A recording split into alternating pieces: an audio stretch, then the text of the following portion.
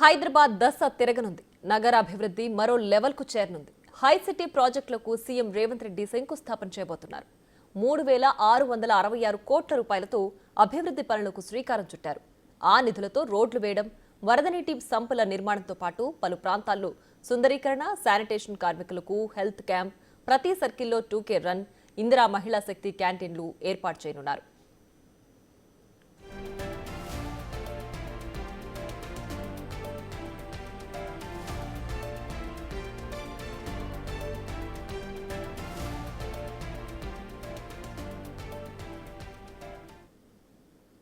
ఇక మరింత సమాచారం మా ప్రతినిధి హేమ లైవ్ లో అందిస్తారు. హేమ, చెప్పండి, హైదరాబాద్ లో కొత్త ప్రాజెక్టులకి ప్రభుత్వం శ్రీకారం చుట్టింది కదా, ఏ ప్రాజెక్టులు అందుబాటులో ఉన్నాయి, పూర్తి డీటెయిల్స్ ఏంటి?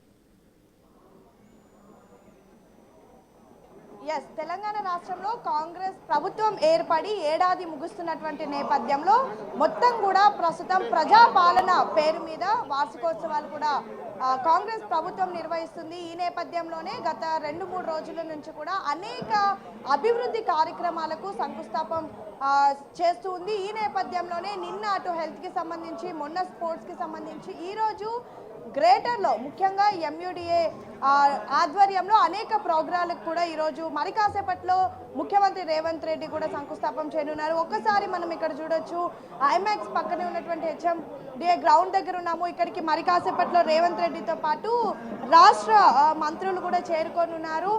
మొత్తం కూడా హైదరాబాద్లో అనేక ప్రోగ్రాలకు కూడా శ్రీకారం చుట్టనున్నారు. ఈ నేపథ్యంలోనే రైజింగ్ తెలంగాణ, రైజింగ్ హైదరాబాద్ పేరుతో అనేక కార్యక్రమాలను కూడా ఈరోజు శంకుస్థాపన చేయనున్నారు. ముఖ్యంగా HCT ప్రాజెక్టులో భాగంగా దాదాపు 3500 కోట్లకు సంబంధించి రోడ్డు అభివృద్ధి పనులకు శంకుస్థాపన చేయనున్నారు. ముఖ్యంగా మనకి